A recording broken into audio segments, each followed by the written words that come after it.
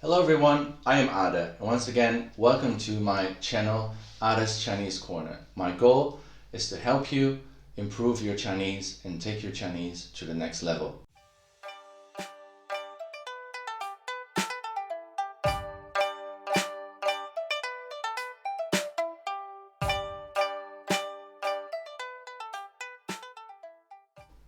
Now, in my previous videos, I've talked about what things you should pay attention to when you learn Chinese, and also with your pronunciation. Now I want to touch on grammar a little bit. Chinese grammar is quite simple. And again, I don't mean simple as in it's very easy, but as in it's not so elaborate as maybe German grammar, if you have ever studied German, or maybe English grammar. There is a lot less grammar. But that doesn't mean it's easy or it's difficult, it's just different. And it's very logical. I think of Chinese grammar as Lego blocks. So you learn a sentence pattern and then you add the Lego blocks and you just take them out. Could be that I'm not making sense now. But once you learn more Chinese grammar, then you will maybe rewatch this video and say, now I know what he's talking about. Let me give you an introduction to Chinese grammar. Chinese grammar uses what we call an SVO structure, which means a subject, a verb, and an object. Let me just illustrate that with an example. I eat bread. I is the subject, because I am doing things in this sentence. What am I doing? That's the verb. Okay, that's eat.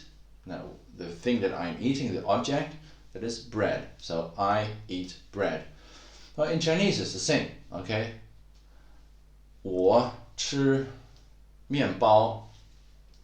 Okay, 我吃面包. So, I eat bread. Okay, but that is where the similarities end. Once you start making questions or something else, then the English sentence changes, whereas the Chinese sentence doesn't. In Chinese, this SVO always stays the same. Doesn't matter if you make a question or something else, it stays an SVO. And I have to illustrate that, I know I have to illustrate that again, maybe with an example. Let's take the I eat bread again. Now, you want to, of course, you're not going to ask, am I eating bread? Or do I eat bread? Maybe if you had an accident and you've lost your memory and you don't remember if you like to eat bread or not, okay, I can understand that. In English you have to ask, let's just you, okay? Do you eat bread? Do you eat bread? Or are you eating bread? Now I put a verb in front of that sentence. So the in English it's called an auxiliary verb or an help verb that helps the other verbs do their thing in a sentence. Are you eating bread? Or do you eat bread? In Chinese, you don't. You say, if I want to ask, do you eat bread? 你吃面包吗? Hey, did you hear that? I added something at the end of the sentence. So, 你吃面包吗? This ma is what we call a particle. It's just a small part of the sentence that is used for grammatical reasons. So if I use this word ma, it means, hey, this is a sentence. So what we do in Chinese is just we keep the SVO, I eat bread or you eat bread. 你吃面包 means you eat bread. You say to somebody, you eat bread. Oh yeah, oh thank you, oh I know. So, but if you want to ask him, oh hey, do you eat bread? So you ask him, do you eat bread? 你吃面包吗? You just stick that ma at the end of a sentence and you have a question. In that regards, hey, Chinese is quite easy. And here I literally mean easy, as in not difficult. You just have to remember, okay, SVO, plus ma. And there are other particles as well, which will come later, in later videos. But this is just an example of how it stays the same.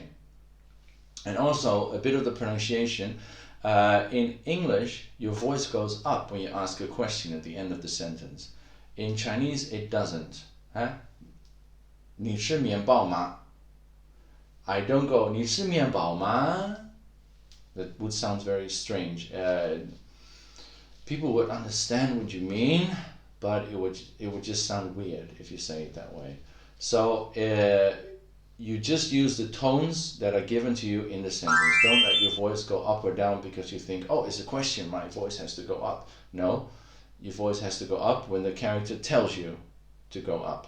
Chinese grammar is like that, this SVO structure. And let's leave it at that for this video. I just wanted to let you know this, and I hope it helps you a little bit in your Chinese studies, and we will talk a little bit more about other grammar and other sentence patterns in a next video. So please watch out for that. For now, just practice, practice, and practice. 继续加油